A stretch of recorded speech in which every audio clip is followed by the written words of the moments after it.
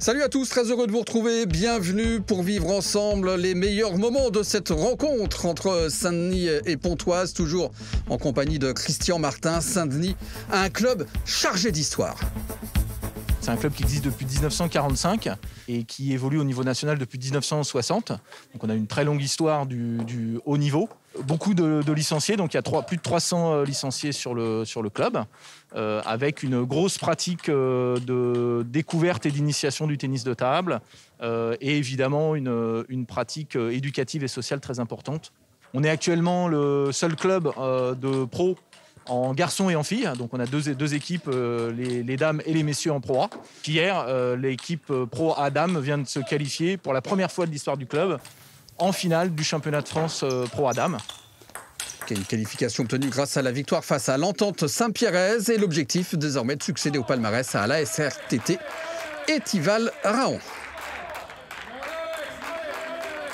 Allez, on jette un coup d'œil au programme de cette 14e journée avec donc, on va vivre dans quelques instants le match entre Saint-Denis et Pontoise. Sur cette J14, eh bien, Angers était opposé à Rouen, la Romagne jure à Morée, Edmond à Istres et Caen à Villeneuve-sur-Lot.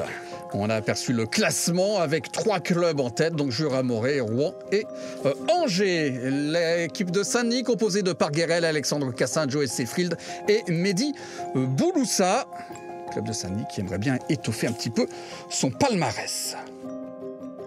On a fait une saison un petit peu hétérogène, on a eu une bonne série, on a enchaîné 4 bons matchs à la suite et ça s'est bien passé. Et puis des moments où on a eu des rencontres un peu difficiles, notamment la dernière. Alors après, il y a un contexte aussi qui fait que quand la série commence mal, c'est difficile de se reprendre et reprendre confiance. C'est vrai que quand on regarde le classement, on n'a plus grand-chose à jouer. On n'est pas inquiété par rapport à la descente. Donc voilà, on ne va pas aller chercher le podium. Donc on va essayer de terminer cette saison en milieu de tableau en essayant d'aller titiller les deux équipes qui nous précèdent. Pour aller chercher les 3 points de la victoire, Saint-Denis va donc s'appuyer sur son leader, Alexandre Cassin, qui rêve d'aller au Japon. Je me sens bien dans une forme assez importante. Les Jeux sont dans 4 mois. Je sais aussi que j'ai toutes mes chances d'aller au JO. Je suis en pleine forme maintenant, la concurrence est toujours rude, il faut toujours fighter et faire le maximum. Moi, je vais jouer contre l'Allemand, premier match que j'ai gagné déjà 2 fois en 1 an et demi. Donc voilà, tous les joueurs sont durs à gagner, mais je pense qu'on a toutes nos chances et ça va être un match très serré.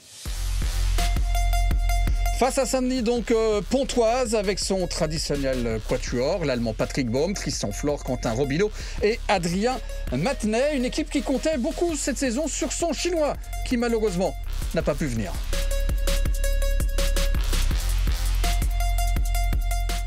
Dans notre effectif, on avait un joueur chinois, donc qu'on attend toujours, qui ne viendra jamais. Donc c'est vrai que ça amoindrit notre équipe, parce que c'était notre numéro 1 ou numéro 2 à peu près. Et donc, malgré ça, on a essayé de jouer avec les blessures, jongler avec tout ça. Et là, on est 4e du championnat, mais le championnat est vraiment très difficile parce que ça se joue au match par match pratiquement. Et pour Pontoise, évidemment, ce soir, le mot d'ordre, c'est la victoire afin de recoller au peloton de tête. La confiance est là, reste à le concrétiser sur le terrain.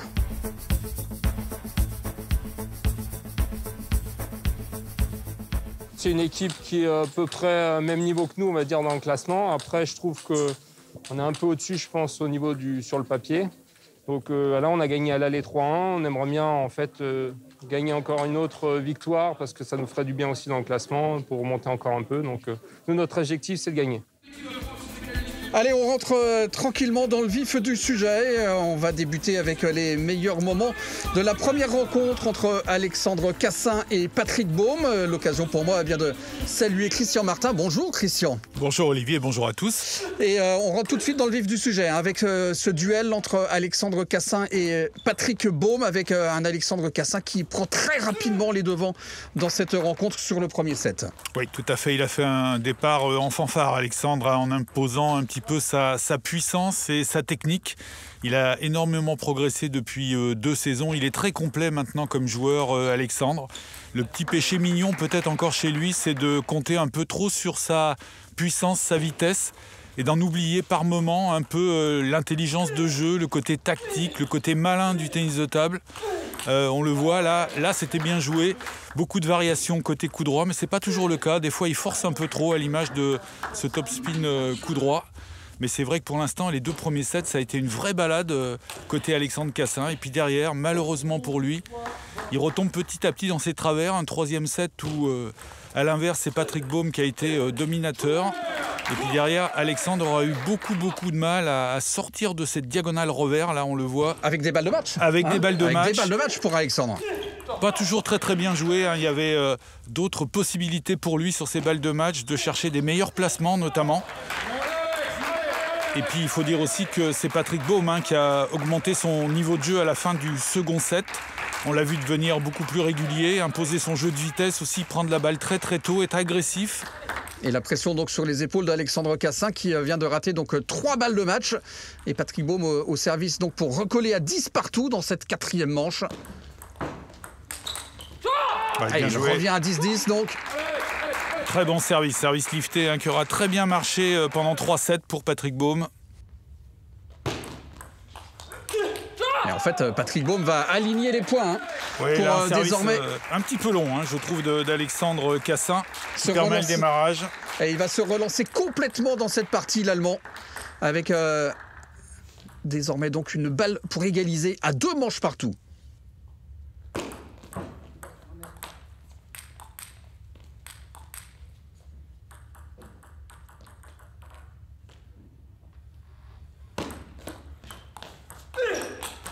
Alors c'est fait, la première occasion est la bonne pour Patrick Baum qui remet les pendules à l'heure dans ce match. Et dans la 5e et dernière manche, eh bien Patrick Baum va être véritablement devant tout le temps. Il va survoler cette ultime set pour aller chercher bien, le premier point dans cette rencontre entre l'AS Pontoise-Cergy et Saint-Denis. Oui, cavalier seul sur ce dernier set. Pas de faute bête du côté de Patrick Baum. Joué un petit peu plus vite aussi que les sets précédents. Vraiment très bon set. Il n'y était plus du tout, Alexandre Cassin, après avoir eu toutes ces balles de match ratées. Et au final, eh bien, c'est Patrick Baum qui permet donc à l'AS Pontoise de mener par une victoire à 0. On ne pouvait pas rêver meilleur en table de match. C'est bon pour la confiance, parce que, c'est pas à vous que je vais l'apprendre, Christian, on est mené 2-7-0, on sauve des balles de match, on grappille petit à petit des points. En fait, c'est step by step. On sauve ces balles de match et au final, on va chercher la victoire. Et pour lancer les autres derrière, on ne pouvait pas rêver mieux finalement. Et derrière, c'est donc Tristan Flore qui est opposé à Mehdi Bouloussa. Et oui, puis pour revenir rapidement sur le match d'Alexandre Cassin, c'était quand même le leader de cette équipe de Saint-Denis. C'est lui qui est censé montrer un petit peu le chemin à ses coéquipiers. C'est vrai que là, c'est un coup dur quand même pour Saint-Denis, cette défaite. Alors maintenant, il faut compter éventuellement sur le parcours de Mehdi Bouloussa pour remettre les pendules à l'heure. Et là aussi, il aura fort à faire parce qu'en face, c'est le numéro 1 de Pontoise, Tristan Flore.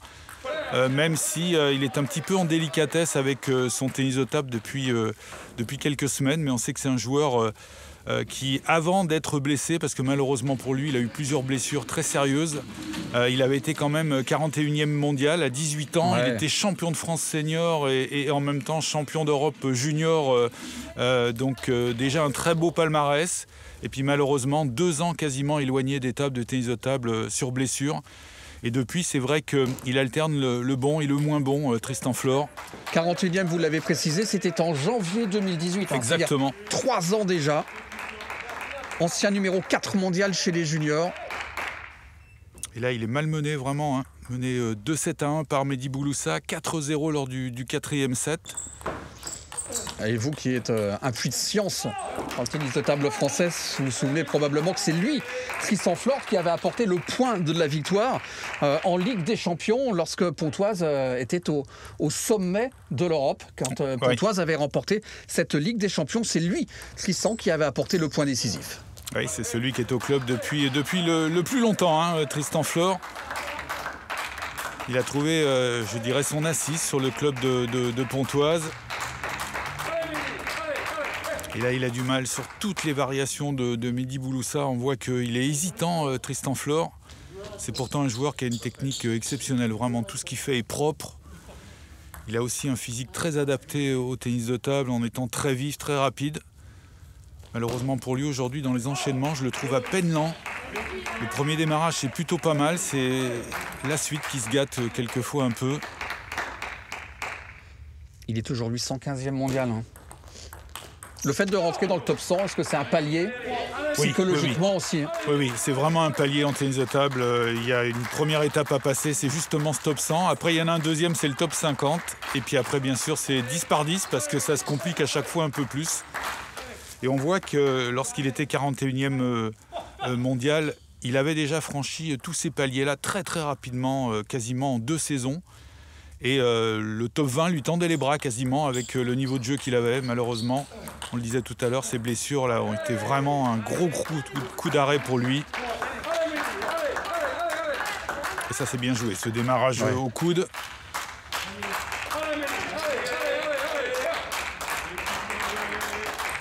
Pour le coup, Tristan Flor, quand il est bien, c'est vraiment un joueur, lui, très très fin, qui utilise beaucoup les variations de balles. Alors bien sûr au service, et ça se voit, il a un lancer de balles très particulier, très haut. Et puis derrière, dans le jeu aussi, ses premiers démarrages sont toujours bien placés, bien variés. C'est peut-être dans les enchaînements derrière qu'il est un petit peu plus emprunté depuis quelques temps, un peu moins vif que d'habitude.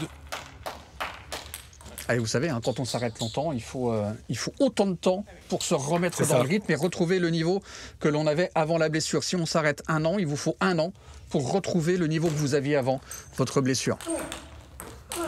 Puis là, il y a eu en plus ce coup d'arrêt dû au virus, sûr, malheureusement. Là, ça fait pratiquement 1 an que les joueurs ont très très peu joué de matchs internationaux. Très bien ce top spin, un peu ce bras roulé de Mehdi Bouloussa, qui lui aussi devient de plus en plus solide. Il fait une bonne saison avec Saint-Denis. Alors pas forcément en termes de victoire, parce que son ratio est pour l'instant négatif, mais il a énormément progressé. Il accroche de plus en plus les tout meilleurs joueurs, et il le montre encore face à Tristan Flor. Parce que même chose, c'est un championnat par équipe. Hein. Donc même si vous ne gagnez pas votre match, si vous poussez votre adversaire sur un 5e set, eh bien vous l'émoussez un petit peu physiquement. Puis derrière, pour les coéquipiers, ça peut être un tout petit peu plus simple pour aller chercher un point de victoire. C'est un sport d'équipe, hein, donc c'est très important. Puis il a encore un bel avenir devant lui. Il n'a que 25 ans, Mehdi Bouloussa. Oui, puis on sait que chez nous, en Europe, la maturité, c'est plutôt 24-25, justement. Il faut pas mal de temps pour trouver ses marques et puis s'installer dans la régularité. Surtout faire une grosse perf de temps en temps, ça tout le monde en est capable dès les catégories juniors même. Mais après, installer ça dans la régularité, c'est beaucoup plus difficile. Et puis éviter de perdre aussi ceux qui sont derrière vous, tout simplement. Il est à 3 points pour mener 3 membres, pour aller chercher tout simplement l'égalisation, pardon.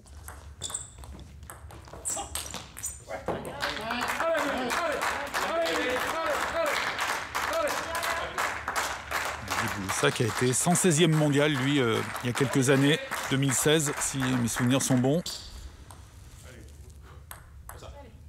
Et après, les places sont chères en équipe de France, donc ça fait quelques temps qu'il n'a pas fait de sortie internationale, ce qui explique son classement actuel qui est relativement loin, qui ne veut pas dire grand-chose d'ailleurs. Allez, balle de match pour Mehdi. Pour donc permettre une surprise, cette victoire éventuelle de Mehdi Bouloussa.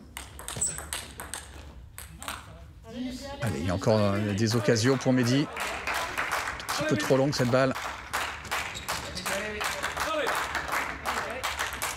Pas eu véritablement le temps de se replacer là, Mehdi Bouloussa.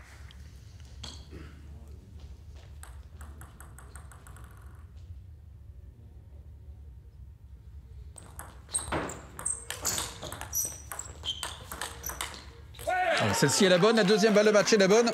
Eh bien, Saint-Denis qui se lance donc dans cette rencontre face à Pontoise. Ça fait une victoire partout. Et sur ce qu'on a vu, c'est vérité. Oui, tout à fait. Il a été dominateur, vraiment, Mehdi Bouloussa, notamment à partir du début du 3e set. C'est lui qui a imposé sa puissance face à un Tristan Flor un peu fébrile ce soir, je trouve. Allez, 3e match désormais avec Quentin Robinot opposé au Suédois Per Guerrel.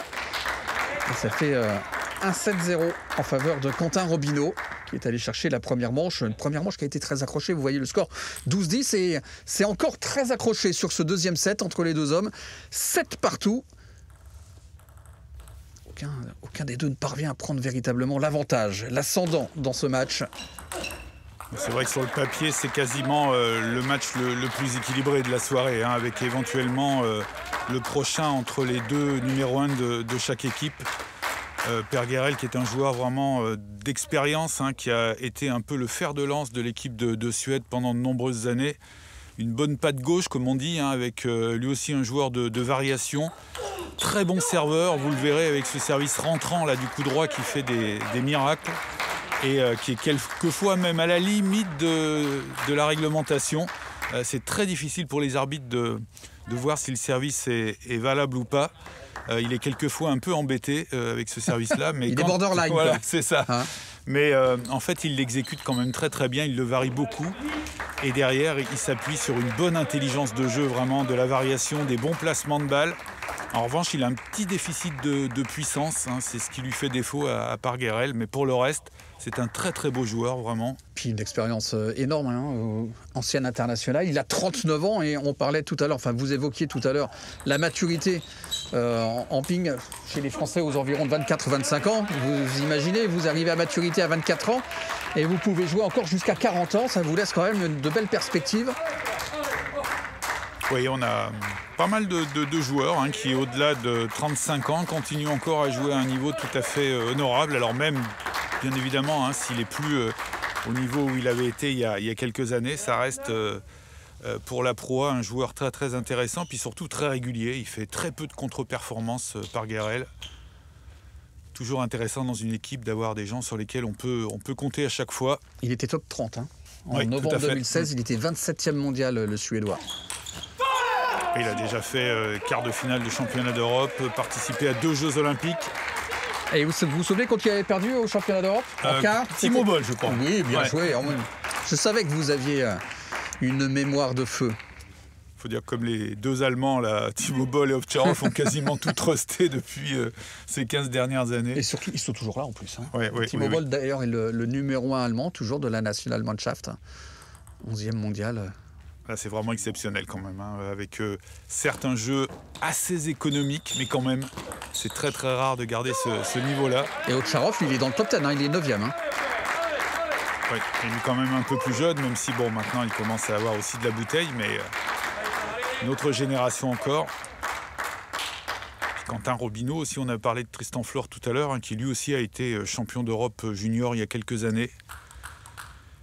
Et qui, à l'image de Per Guerel, lui aussi, quelquefois manque un petit peu de puissance, notamment côté coup droit. On sait que maintenant, c'est devenu déterminant hein, dans le tennis de table de haut niveau. Il faut un coup qui fasse mal, vraiment, avec lequel on puisse marquer des points faciles, abréger les échanges. Et c'est vrai que quelquefois, c'est ce qui manque à Quentin Robineau. Il est très adroit à mi-distance, à l'image de ce point-là. Il est dur à passer. Il faut vraiment prendre son temps pour construire les points. Mais en revanche, pour terminer les points, il a un peu plus de mal. Voilà, superbe ce point-là. Avec une balle d'égalisation, une manche partout pour Per Guerel.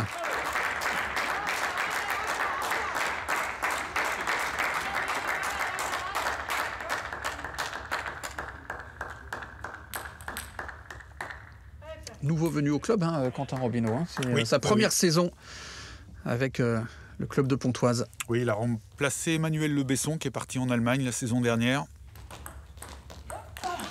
Et qui va vraisemblablement revenir à Pontoise l'année prochaine. Eh bien, il avait concédé le premier set 12-10. Il remporte la deuxième manche sur le même score. Il remet les pendules à l'heure. Un set partout entre les deux hommes sur ce 3e match entre Saint-Denis et Pontoise. C'est serré hein, entre ces deux joueurs-là. Aucun des deux, pour l'instant, n'a vraiment fait la différence. Attention quand même, côté Quentin Robineau, au service de son adversaire. Hein. Plus on avance dans le match, plus il le travaille, plus il met des faits. Et puis surtout, comme c'est un joueur très intelligent, il commence à privilégier les placements judicieux en fait, au service. C'est dommage parce que regardez son accélération, là, il cherchait une zone qui était plutôt intéressante. Et oui, un petit peu sur les talons, Quentin Robineau, pris de vitesse un peu par ce bloc revers de Guerel. On bascule arrière. Ah, ça sort ça. Voilà ce fameux service, ce service rentrant. Cette fois-ci, il était lifté. Hein. La balle a tendance à monter.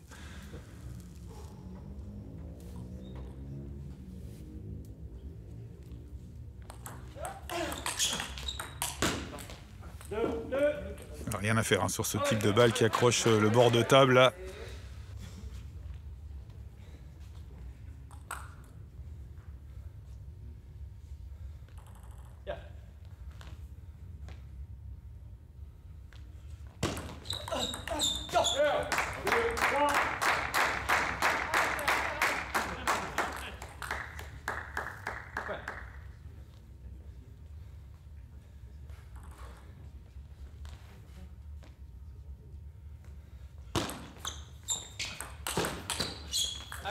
Ouais, parfait, très bien joué ce service de rebond hein, qui sort à peine de la table, qui permet le démarrage, mais un démarrage trop facile.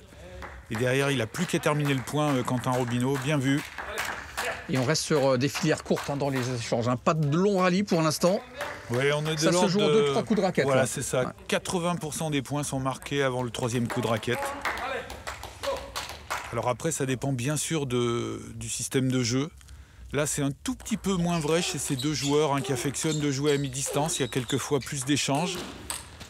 Et puis on a un autre système de jeu aussi, les défenseurs purs en fait, hein, qui jouent en balle coupée, loin de la table. Eux aussi, ça dure beaucoup plus longtemps. Vous avez vu Christian, il suffit qu'on dise que ça se joue en 2-3 coups de raquette. Exactement. Pour qu'on ait droit à un beau petit rallye. Ah, ils sont très adroits, tous les deux à mi-distance, vraiment. Et c'est intelligemment joué de la part de Quentin, hein, d'attendre dans le revers comme ça, pas se précipiter, pas ouvrir la balle dans le coup droit, malheureusement pour lui. Le dernier coup droit est trop excentré. Ah, ça c'est bien joué, très bon enchaînement. Ouais. Bon démarrage revers, bien placé surtout. On va le voir là sur le ralenti. Il est placé au coude de l'adversaire, ce qui déstabilise déjà Purgerel, qui ne peut que remettre la balle. Et derrière, il peut finir avec son coup droit, Quentin. Bien joué.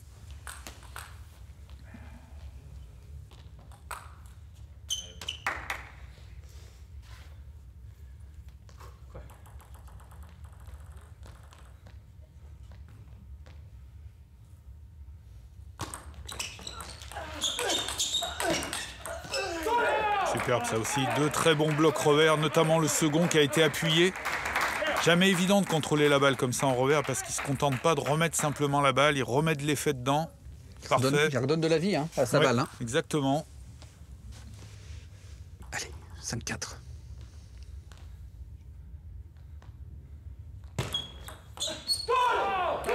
Encore un bon service. Bonne variation là, il avait servi en diagonale pour commencer. On termine avec ce service ligne droite.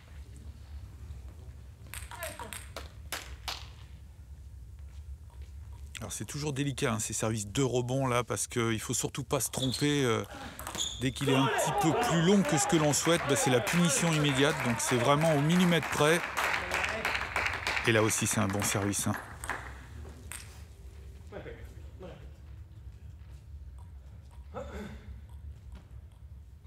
C'est bien parce que là ça fait un petit avantage de +3 pour prendre un petit peu d'air. Bon démarrage en pivot. Placé là aussi milieu de table. On va le voir, là Quentin n'a pas le temps de se dégager finalement. Hein. Le démarrage est assez appuyé, surtout très bien placé. Ça gêne terriblement Robineau. Il va la chercher au corps hein, cette balle. Ouais, en déséquilibre. Il n'y a pas eu le petit pas de dégagement sur la gauche.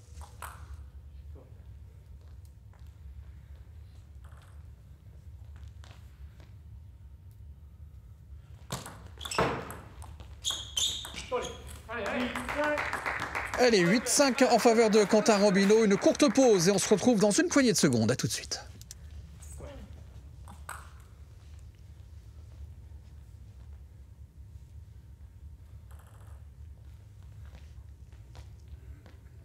De retour au Parc des Sports Auguste Delaune de Saint-Denis pour la suite de cette rencontre entre Saint-Denis et Pontoise et la suite de ce match entre Purgerel et Quentin Robineau avec toujours une énorme incertitude, hein, Christian Martin, sur l'issue de ce match avec deux hommes qui restent au coude à coude. Très difficile de dégager un favori dans ce match. Oui, tant les deux hommes sont proches l'un de l'autre. Très très serré jusqu'à maintenant. Et attention quand même pour la remise de service. Hein. Pour Quentin, là c'est important sur les fins de set. On sait que le Suédois est un habitué pour corser encore un petit peu plus ses services quand on arrive sur les moments cruciaux. Et c'est le cas maintenant. Fin du troisième set qui pourrait être charnière. Ah, superbe cet enchaînement. Un bon service rentrant, lifté. Et derrière, il sait que la balle qui lui revient est relativement facile. Il a tout le temps d'accélérer avec son revers. Ça part à 10 000. Hein. Puis il trouve une zone magnifique hein, dans l'angle. Un temps mort pour Quentin Robineau. Il en a besoin pour faire le vide et surtout pour bien utiliser ces deux services à suivre. Très bien joué ça aussi. Économie de moyens en ne pivotant pas, mais c'était bien vu. Il a pu derrière glisser la raquette au-dessus de la table pour pouvoir accélérer cette balle.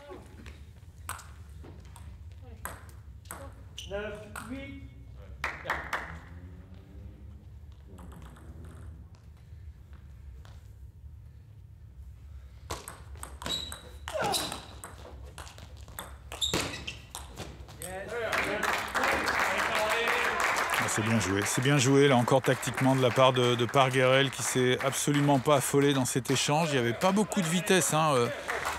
Les balles étaient surtout variées et il a attendu tranquillement le bon moment pour accélérer dans le plein coup droit de Quentin avec une balle prise un petit peu en essuie-glace, hein, frottée latéralement. Alors, elle est pour qui? Avantage au serveur? Normalement, avantage au serveur.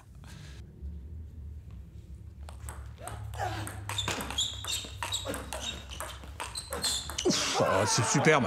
Ah, il la prend en phase montante. Quel contre là, de la part de Quentin. Ah ouais, superbement bien joué. Et pourtant, il avait mis ce qu'il fallait, Parguerel, dans ses top spins du coup droit. Mais là, on voit que Quentin va se ravancer un petit peu pour bénéficier de la vitesse de la balle adverse.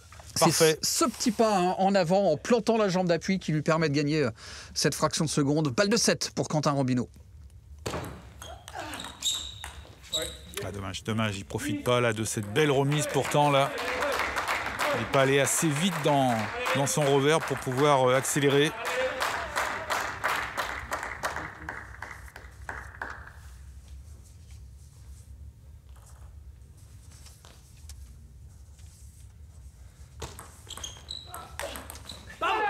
Parfait, ce flip du coup droit qui est une attaque sur balle courte.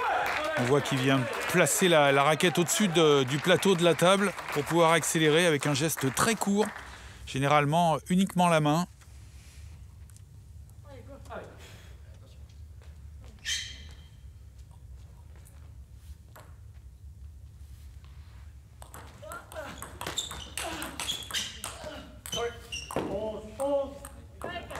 Il s'excuse Garel parce que la balle a accroché un tout petit peu le filet, mais dans l'intention, c'était quand même très très bien joué.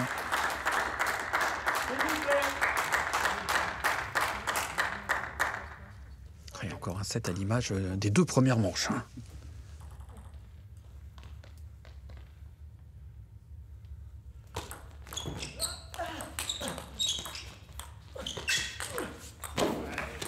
Bien construit là encore ce point. Il a carrément baladé vraiment à droite et à gauche Parguerel, qui là ne peut que remettre cette balle avec finalement peu d'effet. Derrière, il est pris dans le plein coup droit. Bien vu.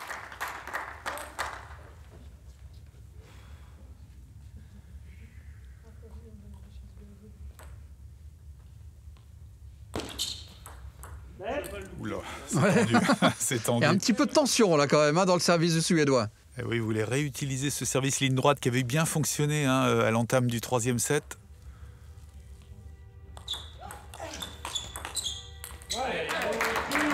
Deuxième fois qu'il rate une balle de 7 là, Quentin Robineau. Ouais, c'est trop timide je trouve. Là, il ose pas. Là, il faudrait prendre un peu plus de risques. Déjà sur la remise, jouer avec un peu plus d'intensité cette remise. Et puis surtout derrière ce revers, là, il faut le lâcher là vraiment. Il sait faire en plus Quentin.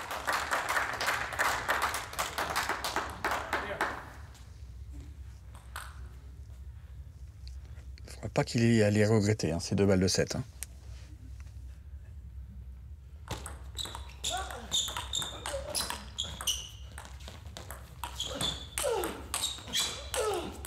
Voilà. Quelle est bien sauvée cette balle encore. La défense, elle est quand même incroyable. Hein. Oh, il a mis énormément de rotation avec son coup droit Parguerel là. C'est dommage parce que Quentin avait l'initiative du jeu là encore.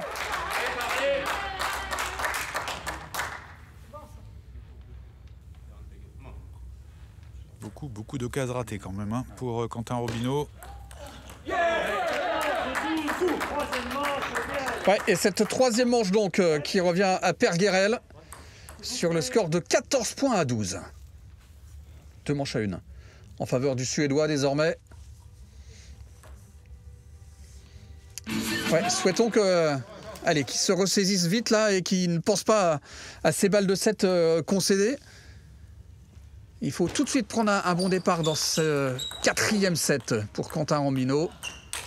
Et évidemment, la confiance maintenant, elle habite Perguerel, même s'il fait la faute d'entrée. Ouais, c'est sympa ce point, vraiment ce premier point là, et notamment cette petite défense là du coup droit de Perguerel, très difficile à exécuter, il faut un très bon toucher de balle et puis derrière il reprend l'initiative du jeu, même si Quentin finit par s'imposer. Bien placé là encore ce top coup droit. Sur le petit côté, hein, là c'est très difficile à jouer, surtout si on est un tout petit peu trop loin de la table et c'était le cas pour Quentin Rambino. Il faut espérer que les consignes d'Adrien Matenet à la fin du set précédent vont aider un petit peu Quentin. Et puis il y a de l'enjeu quand même, mine de rien, dans cette rencontre, hein, parce que bon, Saint-Denis est sauvé, est assuré de rester en proie la saison prochaine. Mais Pontoise, qui occupe actuellement cette 4e place au classement, c'est un petit peu en deçà des ambitions de Pontoise. Oui, pour un club qui a gagné 2 fois la Coupe d'Europe des clubs champions et puis qui a été champion de France aussi. C'est vrai que cette saison est pour l'instant en demi-teinte, tout simplement. Alors c'est vrai, handicapé par leur nouvelle recrue chinoise qui, pour les raisons que l'on connaît, hein, n'a pas pu venir cette saison. Et puis, ils ont été obligés de faire jouer Adrien Matenet, alors qu'au départ, c'est plutôt le coach de l'équipe maintenant. Oui, et d'ailleurs, il a été très très bon. Hein. Il a fait un début de saison vraiment incroyable. Et heureusement, parce qu'il pourrait peut-être être un petit peu plus loin encore dans le classement Pontoise. Et Quentin, là, qui avait essayé de faire ce qu'on appelle une balle qui roule, une roulette, contourner le filet pour venir à hauteur de la table. Alors là, il n'y a quand même pas non plus péril en la demeure. Hein. Ils sont 4e, mais à 2 points du trio de tête. Hein. Donc, et il reste encore quelques journées de championnat. Mais bon, il ne faut pas non plus les laisser s'envoler.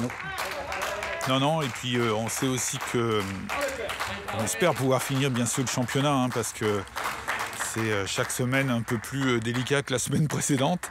Mais il y a aussi un décalage si on prend le classement. Il y a certains clubs qui n'ont joué que 11 rencontres, d'autres 14. Donc c'est vrai que le classement est quand même un peu tronqué. Ouais, aussi.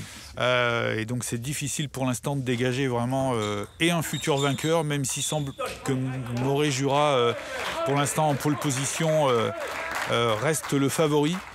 Mais ça reste malgré tout très serré avec Rouen.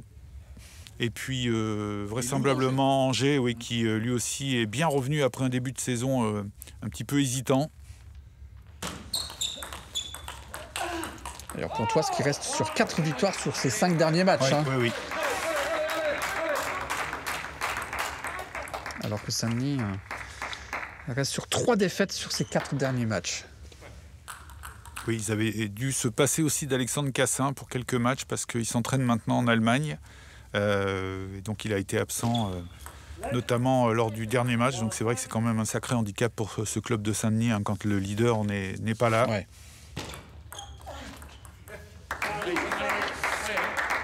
Alexandre Cassin qu'on retrouvera juste après cette rencontre face à Tristan Fleur et qui aura évidemment à cœur de se rattraper de son premier match où il menait quand même 2 manches à rien face à Patrick Baume.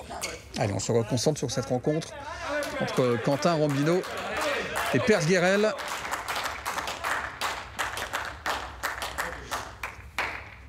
Et toujours un set très accroché, hein, à l'image des 3 premiers. Ouais, c'est dommage pour Quentin, il menait 5-3, il avait la possibilité éventuellement de s'échapper un tout petit peu. Et une fois de plus, 2 très bons services de Guérel. Et ça aussi, c'est bien joué.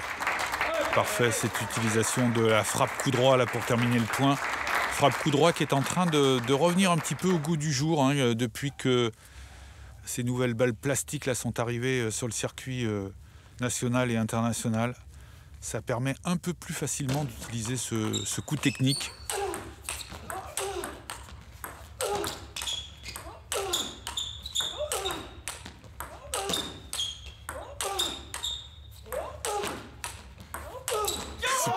Superbe cette défense. Ça tient bien, parce que regardez, là, il est débordé là. Il peut tenir des heures comme ça, Guérel, hein, dans le revers, et sans effort apparent en plus. Hein. Il se sert bien de la vitesse de la balle adverse. Alors bien sûr, il a une raquette qui avance. Hein. C'est le cas de pratiquement tous les joueurs à un haut niveau maintenant. C'est des raquettes qui sont très rapides. Et ça permet, quand on est loin de la table comme ça, simplement en faisant opposition, d'avoir une balle quand même qui soit suffisamment profonde.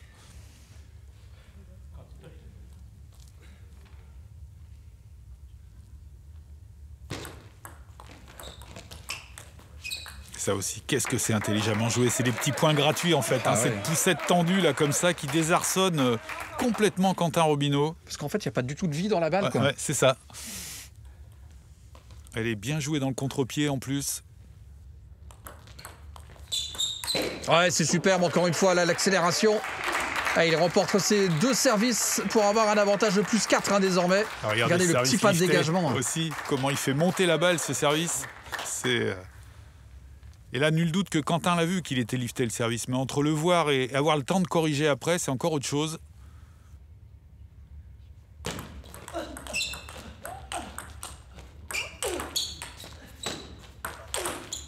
Oh, ça revient encore. Elle est pas loin, ça.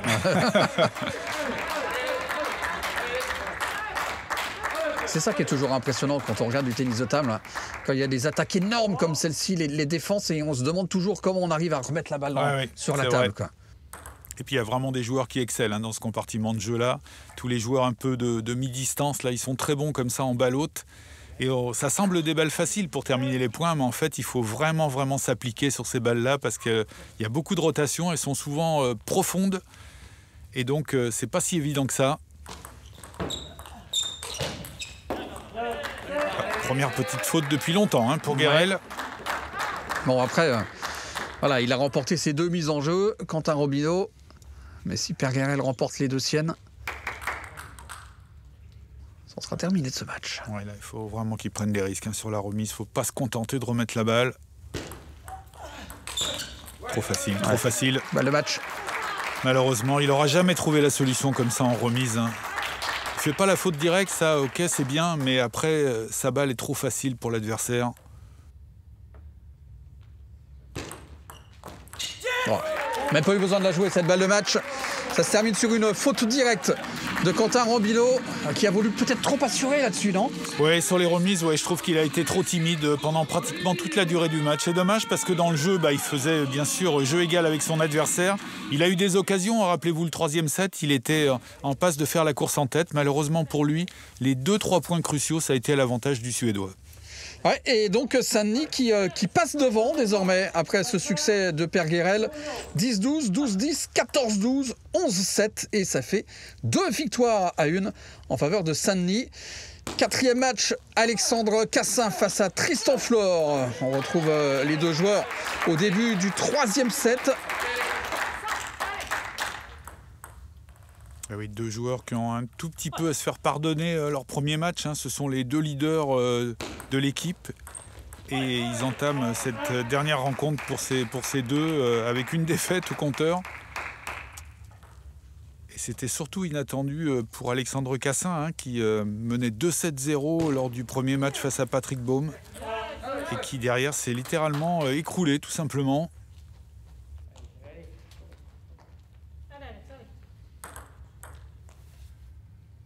11-4 pour Alexandre Cassin dans la première manche. 11-5 pour Tristan Flore.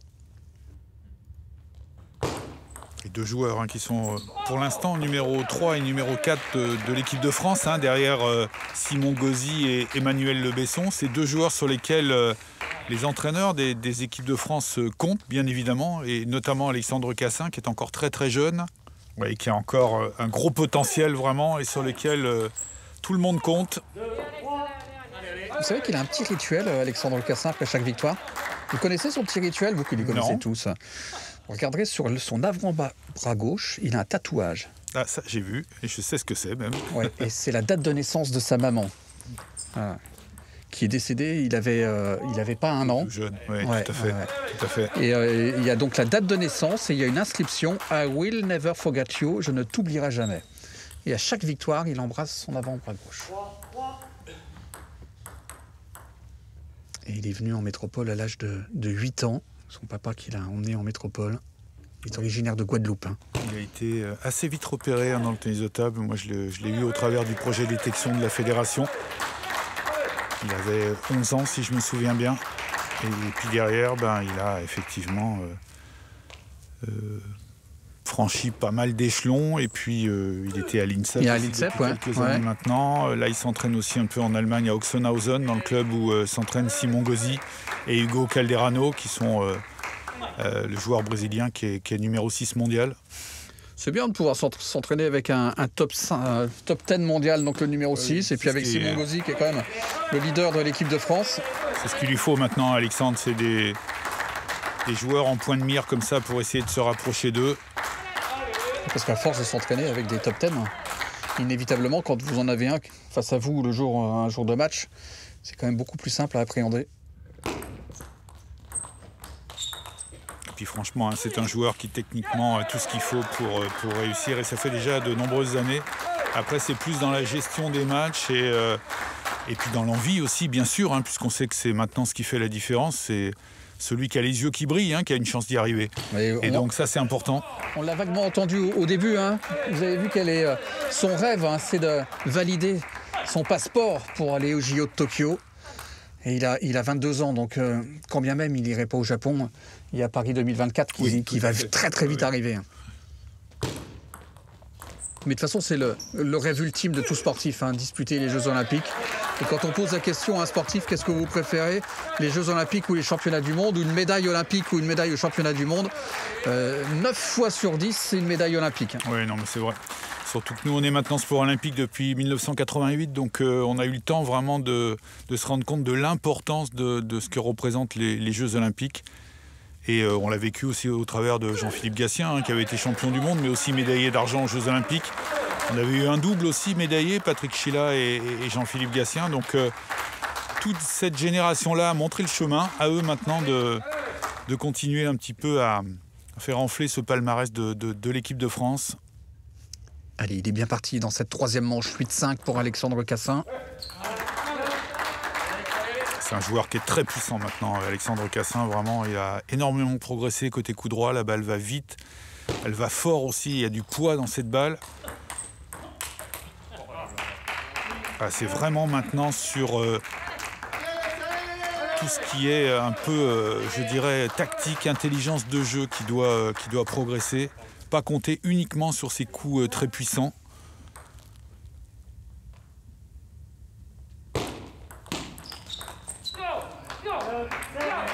Ça c'est bien côté Tristan Flor, ce démarrage en prenant la balle très tôt, il est très solide en revers, Tristan Flor, que ce soit pour les démarrages ou dans le jeu après.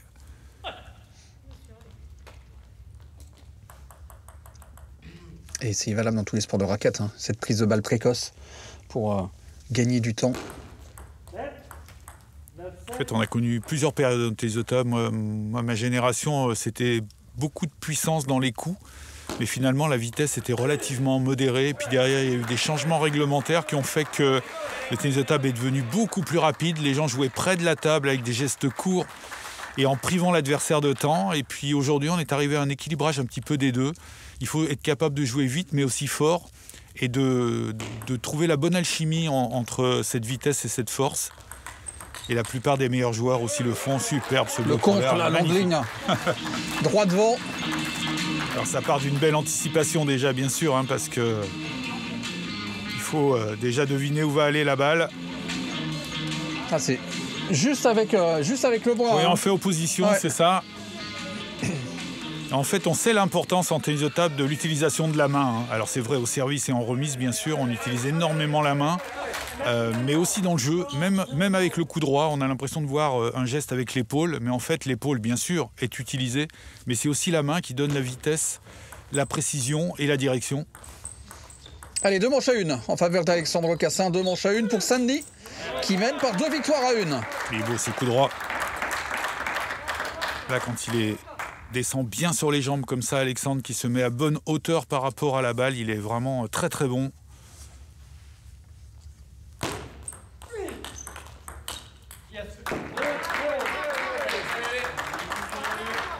Attention, les points défilent là pour Tristan. Petite faute facile en revers là, pourtant il était sur la balle. Il faut stopper cette hémorragie tout de suite, éviter que la confiance s'installe de trop dans l'esprit d'Alexandre Cassin.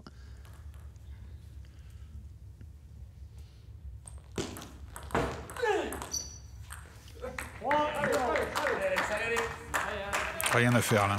Ça tourne beaucoup, c'est bien placé surtout.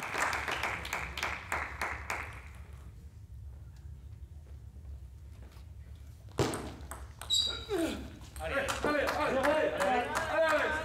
ouais. Ça touche pas, hein, non, 4-0. Ouais, trop de points donnés là, côté Tristan Flor. Pas très en confiance, je trouve, sur ce match. Il rate pas mal de points assez faciles pour lui. On rappelle qu'il a perdu son premier match hein, face à Mehdi Bouloussa.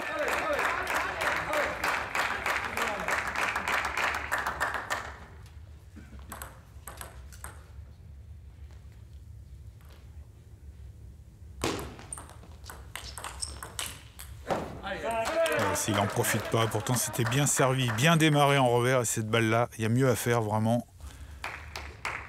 Bon, après, ça accroche un petit peu le filet. Hein. Enfin, un petit peu, ça accroche le filet. Oui, oui, tout à fait. Mais je pense qu'il aurait dû s'appliquer un tout petit peu plus sur son placement.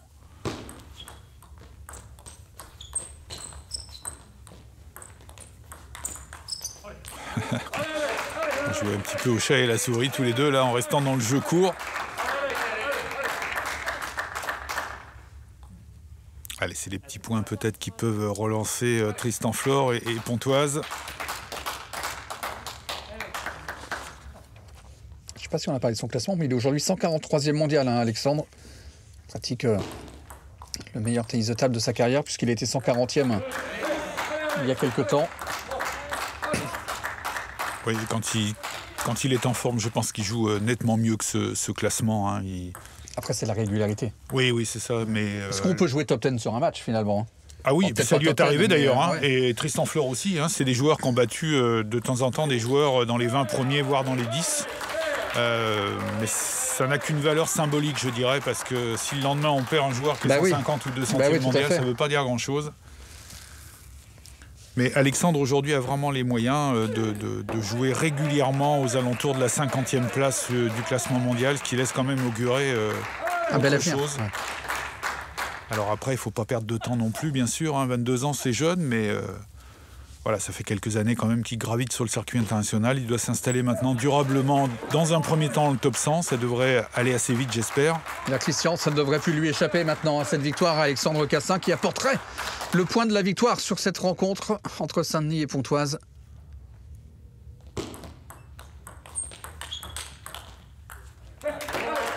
Il n'y croit plus, Tristan, là. Il sent qu'il y a un manque de concentration sur cette fin de match.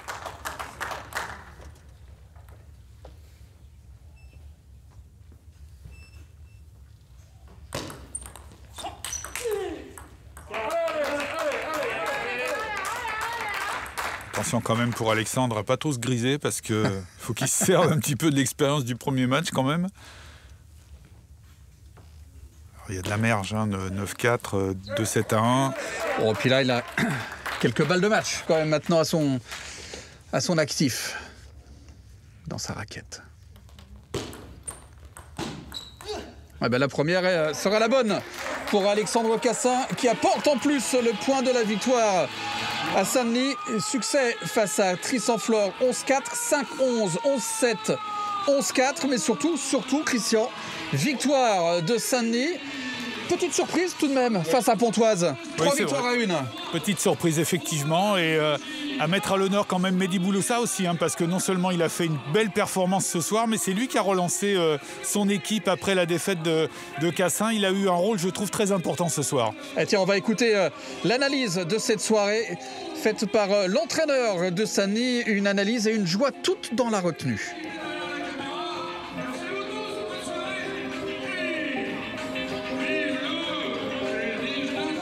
Avant le match, tactiquement, les deux, ils savent à peu près ce qu'il faut faire. Ça joue vraiment sur l'aspect psycho. Et voilà, Alex, il est plus jeune, il avait plus la moelle ce soir. C'est ce qui a fait un peu la différence. Il a eu un peu de réussite et puis voilà, ils se connaissent. Tristan, il est un peu plus âgé, donc c'est plus lui à prouver qu'il doit être encore au-dessus. Voilà, donc c'est des choses un peu compliquées à gérer. Ils se connaissent bien, ils s'entendent bien en dehors, donc voilà, c'est des matchs particuliers. Et puis on va écouter désormais l'analyse de l'homme qui a apporté le point de la victoire à Alexandre Cassin. Tristan, j'ai un peu moins confiance ce soir. Et moi, j'ai essayé de vraiment rester calme parce que c'est ce qui fait aussi ma force. Quand j'arrive à rester calme et être au jeu, j'arrive à prendre le dessus sur mon adversaire. Je m'en veux un peu sur le premier match, d'avoir mal abordé mon match tout simplement. Et sur le deuxième match, compliqué. Quand on perd le premier match, c'est jamais facile. Mais avec Alex Cassin, on s'entraîne tous les jours ensemble. Et on était tous les deux dans la même posture du coup. Et on avait tous les deux perdu notre premier match, on se jouait. Et pareil, je commence mal mon match, je me sentais un peu timoré de temps en temps. Et je gagne le deuxième set, donc je me dis que c'est bon, j'ai réussi à lui mettre la pression parce que je sentais qu'il n'était pas dans une grande forme non plus. Donc mais après, honnêtement, j'ai pas été bon ce soir. Je vais regarder, parce que là j'ai des impressions, mais on est juste après le match, mais je vais regarder la vidéo, ce qui m'a manqué. Et pour la prochaine fois, faire mieux. L'important c'est perdre, c'est dur, mais il faut faire mieux la prochaine, c'est tout. Christian, merci. Merci à vous. C'était une belle confrontation avec cette victoire donc surprise de Saint-Denis. 3 victoires à 1 et avant de se quitter, je vous propose de revivre ensemble les 3 plus bons points de cette soirée. On se dit à très vite pour de nouvelles images de tennis de table. Ciao. Salut à tous.